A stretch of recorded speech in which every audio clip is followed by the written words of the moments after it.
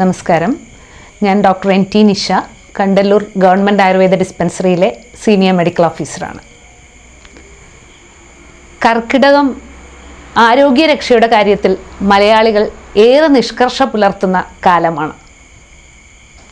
കർക്കിടകം മഴക്കാലമാണ്, പനിക്കാലമാണ്, അന്തരീക്ഷം വളരെയധികം മലീമസമാകുന്ന കാലഘട്ടവുമാണ്. ഈ ഒരു സമയത്ത്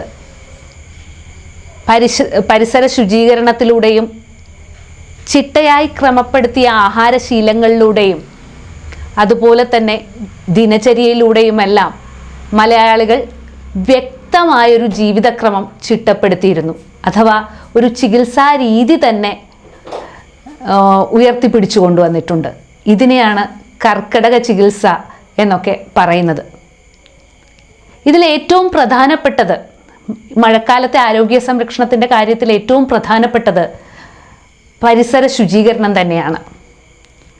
അതോടൊപ്പം കർക്കിടകത്തിൽ ആയുർവേദത്തോട് ബന്ധപ്പെടുത്തി ചിന്തിക്കുമ്പോൾ ഏറ്റവും അധികം കേൾക്കുന്ന വാക്കാണ് കർക്കിടകക്കഞ്ഞി അഥവാ ഔഷധക്കഞ്ഞി. ഞാൻ നേരത്തെ തന്നെ സൂചിപ്പിച്ചു, പരിസര ശുചീകരണത്തോടൊപ്പം ആഹാരശൈലിയെ ക്രമപ്പെടുത്തിക്കൊണ്ടുള്ള ഒരു രീതിയാണ് കർക്കിടകത്തിൽ അനുവർത്തിക്കുന്നത്. കഞ്ഞി എന്ന് പറയുമ്പോൾ നമുക്കറിയാം ദഹിക്കാൻ ഏറ്റവും എളുപ്പമുള്ളതാണ്. പനിക്കാലത്ത് പ്രത്യേകിച്ച്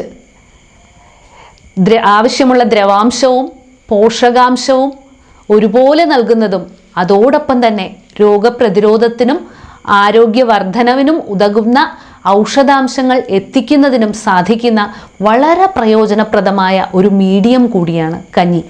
അതുകൊണ്ട് തന്നെ ആവണം കർക്കിടകത്തിൽ കഞ്ഞി പ്രത്യേകമായി നിർദ്ദേശിക്കപ്പെട്ടിരിക്കുന്നത്. ഇപ്പോൾ മാർക്കറ്റിൽ നമുക്ക് കർക്കിടക കഞ്ഞി കിറ്റുകൾ അവൈലബിൾ ആണ്. എന്നാൽ നമുക്ക് കടയിൽ നിന്ന് വാങ്ങുന്ന വിലയേറിയ ഔഷധക്കൂട്ടുകളുടെ ഒന്നും തന്നെ ആവശ്യമില്ല. മുറ്റത്തേക്ക് ഈ കർക്കിടകമാകുമ്പോൾ ഒന്ന് കണ്ണോടിച്ചാൽ നമുക്ക് ആവശ്യമുള്ള കർക്കിടക കഞ്ഞിക്കുള്ള കൂട്ടുകൾ ലഭിക്കും. മുറ്റത്തേക്കൊന്ന് നോക്കിയാൽ കാണാം, ഈ മഴ വരുമ്പോൾ പൂവാങ്കുറുന്നലും കയ്യോന്നിയും തുമ്പയും കറുകയും എല്ലാം തലപൊക്കി നിൽക്കുന്നത് കാണാം. ഇതിൻ്റെയൊക്കെ ചാറ് പിഴിഞ്ഞെടുത്താൽ നമുക്ക് വളരെയധികം ഔഷധ ഗുണമുള്ള കഞ്ഞിക്ക് വേണ്ട ദ്രവഭാഗം ലഭിക്കും. ഓരോ ആരോഗ്യമുള്ള ഒരു വ്യക്തിയെ സംബന്ധിച്ചിടത്തോളം കർക്കിടകത്തിൽ മുളച്ചു പൊങ്ങുന്ന ദശപുഷ്പങ്ങളുടെയൊക്കെ ചാറ് നമുക്ക് കഞ്ഞി ഉണ്ടാക്കാൻ ഉപയോഗിക്കാം. പ്രമേഹ രോഗികളൊക്കെ ആണെങ്കിൽ നമുക്ക് ഈ ഔഷധക്കൂട്ടുകളിൽ ചെറുളയൊക്കെ അധികമായെടുത്ത് നീര് പിഴിഞ്ഞെടുക്കാം. നടുവേദനയും നടുവിന് നീർക്കെട്ടുമുള്ളവരൊക്കെ ആണെങ്കിൽ കരിനൊച്ചിയുടെ ചാറ് കൂടുതലായി പിഴിഞ്ഞെടുക്കാം. ആർത്തവ വിരാമത്തോടടുത്ത ആളുകളൊക്കെ ആണെങ്കിൽ ചങ്ങലംപരണ്ടയുടെ നീര് അധികമായി എടുക്കാം. ഇങ്ങനെ നമുക്ക് ചുറ്റും ആവശ്യമായ ഔഷധികൾ പ്രകൃതി തന്നെ കരുതിയിട്ടുണ്ട് പനിക്കാലം അല്ലെങ്കിൽ കർക്കിടകമാകുമ്പോൾ. അപ്പോൾ ഇതിൽ നമ്മുടെ ആരോഗ്യസ്ഥിതിക്ക് അനുസരിച്ച് ഇക്കാര്യത്തിൽ നിങ്ങൾക്ക് ഒരു ആയുർവേദ ഡോക്ടറുടെ ഉപദേശം കൂടി സ്വീകരിക്കുകയാണെങ്കിൽ വളരെ ഫലപ്രദമായി ഔഷധക്കഞ്ഞി നിങ്ങളുടെ ആരോഗ്യത്തിനനുസരിച്ച് നിർമ്മിച്ചെടുക്കുവാൻ കഴിയും.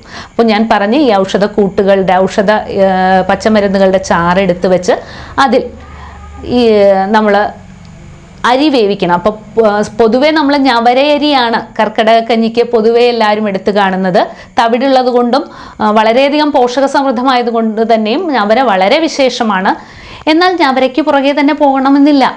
ഗവൺമെൻറ് ഫ്രീ ആയിട്ട് നൽകുന്ന നമ്മുടെ റേഷൻ കടയിലെ കിറ്റിലെ അരിയായാലും ധാരാളം.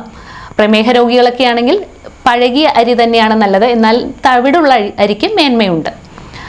ഈ അരി സ്വല്പം 1.5 കപ്പോളം അരി എടുക്കുകയാണെങ്കിൽ ഒരു 2 ടേബിൾ സ്പൂൺ ചെറുപയറും സ്വല്പം ആശാളിയും ഉലുവയും ഒക്കെ ചേർത്ത് കുതിർത്ത് വെച്ചിട്ട് ഈ നമ്മൾ നേരത്തെ എടുത്തു വെച്ച നമ്മുടെ ചുറ്റുമുള്ള ഔഷധികളുടെ ചാറിൽ ഈ അരി വേവിച്ചെടുക്കാം. പ്രഷർ കുക്കറിൽ തന്നെ നമുക്ക് വേവിച്ചെടുക്കാം.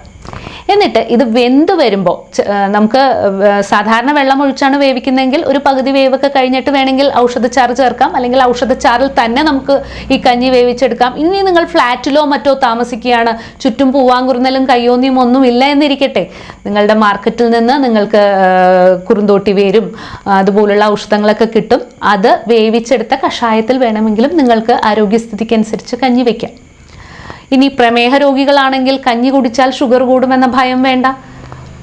നുറുക്ക് ഗോതമ്പ് ഉപയോഗിക്കാവുന്നതാണ്, റാഗി കഞ്ഞിക്ക് ഉപയോഗിക്കാം. പനിക്കാലത്ത് ഏറ്റവും അധികം ഫലപ്രദമായി ഉപയോഗിക്കാവുന്ന ഒന്നാണ് കഞ്ഞി. തീരെ ദഹനം കുറഞ്ഞ ആളുകളാണെങ്കിൽ മലര് വെച്ച് കഞ്ഞി ഉണ്ടാക്കി ഉപയോഗിക്കാം. അപ്പോൾ ഒന്ന് തിളക്കിയേ വേണ്ടൂ ആ കഞ്ഞി പാകമാവാൻ. അപ്പോൾ എങ്ങനെയായാലും തന്നെ ഈ ഔഷധങ്ങളുടെ ചാറിൽ നമ്മൾ അരി വേവിച്ചെടുക്കുന്നു. ഇനി വെന്ത് വരുമ്പോൾ നമ്മൾ ഇതിൽ പൊടിമരുന്ന് ചേർക്കും. ഈ പൊടിമരുന്ന് എന്ന് പറയുന്നത് സാധാരണ നമ്മൾ കടയിൽ നിന്നൊക്കെ വാങ്ങിക്കുമ്പോൾ അരിയാറും ജീരകവും എല്ലാം ചേർത്തിട്ടുള്ള പൊടിമരുന്നാണ് നമുക്ക് കിട്ടുന്നത്. ഈ പൊടി പിന്നെ നിങ്ങൾക്ക് ആയുർവേദ ഔഷധശാലകളിൽ നിന്ന് പഞ്ചകോല ചൂർണം പോലെയുള്ള ഔഷധങ്ങൾ ഇതിൽ ചേർക്കാൻ ലഭിക്കും. നമുക്ക് വീട്ടിൽ തന്നെ ഇതിലേക്കുള്ള പൊടിമരുന്ന് തയ്യാറാക്കാൻ പറ്റും. കുറച്ച് ചുക്ക്, കുരുമുളക്, ജീരകം, അയമോദകം, സ്വല്പം എള്ള്, കുറച്ച് സ്പൈസസ്, ഇതുപോലെ തന്നെയുള്ള സ്പൈസസ് നമുക്ക് ആഡ് ചെയ്ത് ഓരോ സ്പൂൺ വീതം ഓരോന്നും ചേർത്ത് പൊടിച്ചു വെക്കാം. അപ്പോൾ കഞ്ഞി വെന്ത് വരുമ്പോൾ നമ്മൾ തയ്യാറാക്കിയ ഔഷധ പൊടിമരുന്ന് അതിലേക്ക് ചേർക്കാം.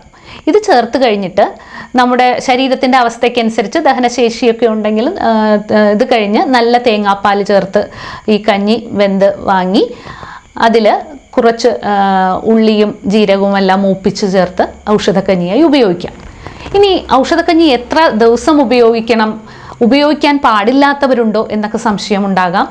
തീർച്ചയായും നിങ്ങളൊരു രോഗിയാണെങ്കിൽ ഡോക്ടറുടെ ഉപദേശപ്രകാരം തന്നെയാണ് ഔഷധക്കഞ്ഞി ഉപയോഗിക്കേണ്ടത്. പ്രത്യേകിച്ച് അൾസർ പോലുള്ള അസുഖമൊക്കെ ഉണ്ടെങ്കിൽ അധികം തീക്ഷ്ണമായ ഈ ചുക്ക് പോലുള്ള ഔഷധങ്ങളൊക്കെ നമ്മൾ ഒഴിവാക്കിക്കൊണ്ട് അവരുടെ പ്രകൃതിക്ക് അനുസരിച്ച് ഔഷധങ്ങൾ ചേർത്ത് വേണം നമ്മൾ ഔഷധക്കഞ്ഞി തയ്യാറാക്കേണ്ടത്. പൊതുവെ 7 ദിവസമാണ് നമ്മൾ പൊതുവെ ഇത്തരം ഔഷധക്കൂട്ടുകൾ ഏറ്റവും കുറഞ്ഞ കാലയളവിൽ ഉപയോഗിക്കുന്ന. അത്രയും ദിവസം ഉപയോഗിക്കുമ്പോൾ ഏകദേശം ശരീരത്തിൽ എല്ലാ ധാതുക്കൾക്കും പോഷകം ലഭിക്കും എന്നാണ് നമ്മൾ സങ്കല്പിക്കുന്നത്.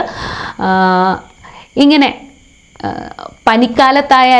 പനിക്കാലത്ത് ആരോഗ്യമുള്ളവർക്കായാലും പനിയുള്ളവർക്കായാലും എളുപ്പം ദഹിക്കുന്ന, ഏറെ പോഷക ഗുണമുള്ള, അതുപോലെ തന്നെ രോഗത്തിന് അനുയോജ്യമായ വിധത്തിൽ ക്രമീകരിച്ച് നമുക്ക് കഞ്ഞി എന്ന മലയാളികളുടെ ഏറ്റവും പ്രിയപ്പെട്ട ആഹാരം തന്നെ ഔഷധമാക്കി നമുക്ക് ഉപയോഗിക്കാം. ഇതാണ് കർക്കിടകക്കഞ്ഞി. കർക്കിടകക്കഞ്ഞിയിലൂടെ നമുക്ക് ആരോഗ്യം സംരക്ഷിച്ച് രോഗം വരാതെ ശ്രദ്ധിക്കാൻ കഴിയും. കാരണം നമ്മൾ ഇതിൽ ഉപയോഗിക്കുന്ന പൂവാങ്കുറുന്നൽ മുതൽ എല്ലാം തന്നെ ഇന്നത്തെ ഈ നമ്മൾ പേടിക്കുന്ന സിക്ക, കോവിഡ് മുതലായ രോഗങ്ങളൊക്കെ ഉണ്ടാക്കുന്ന അണുജീവികളെ പ്രതിരോധിക്കാൻ പര്യാപ്തമാണ്. അപ്പോൾ ഈ പനിക്കാലത്ത് പ്രത്യേകിച്ച് സിക്ക, ഡെങ്കി, കോവിഡൊക്കെ പടരുന്ന ഈ കാലത്ത് വളരെ അനുയോജ്യമായ ആഹാരം തന്നെ ഔഷധമാകുന്ന ഒരു ഔഷധസിദ്ധമായ പ്രയോഗമാണ് കർക്കിടകക്കഞ്ഞി. കർക്കിടക മാസത്തിൽ കഞ്ഞി ഉണ്ടാക്കാൻ സാധാരണയായി ചാറ് പിഴിഞ്ഞെടുക്കാനായിട്ട് എടുക്കുന്നത് ഏറ്റവും അധികം ദശപുഷ്പങ്ങളിൽ നിന്നാണ്.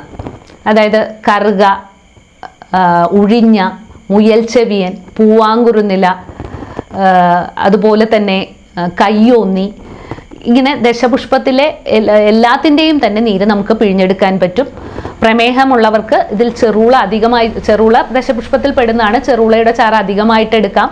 നടുവേദനയുള്ളവർക്ക് കരിനൊച്ചി അധികമായി എടുക്കാം. ചങ്ങലം വരണ്ട, അതുപോലെ തന്നെ വഴിയരികിലൊക്കെ കാണുന്ന പൂവാങ്കുറുന്നില, തിരുതാളി, ദശപുഷ്പത്തിൽ തന്നെ വരുന്ന തിരുതാളി, വിഷ്ണുക്രാന്തി, ഇതിൻ്റെ എല്ലാം ചാറ് പിഴിഞ്ഞ് എടുത്തു വെക്കുന്നു. ഇത് ഉപയോഗിച്ചാണ് നമ്മൾ കഞ്ഞി വെക്കുന്നത്. ഇനി ഈ കഞ്ഞിയിൽ തന്നെ പോഷക സമൃദ്ധമാക്കാൻ നമുക്ക് ചെറുപയർ ചേർക്കാം.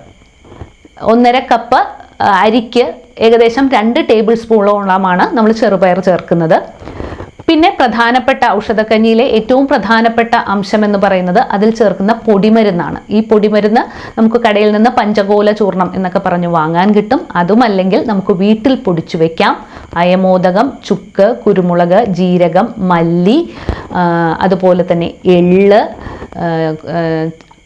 അരിയാറ്, ജീരകം 3, ഇങ്ങനെ നമുക്ക് പലതരം ഔഷധികൾ ഇതിനായിട്ട് ഉപയോഗിക്കാവുന്നതാണ്.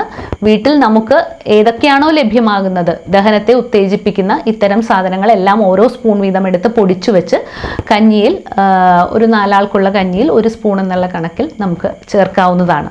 ഇവിടെ പ്രത്യേകം ശ്രദ്ധിക്കാനുള്ളത്, അസുഖമുള്ളവരുണ്ടെങ്കിൽ തീർച്ചയായും വൈദ്യനിർദ്ദേശപ്രകാരം തന്നെ പൊടിമരുന്നുകൾ തിരഞ്ഞെടുക്കേണ്ടതാണ് എന്നുള്ളതാണ്.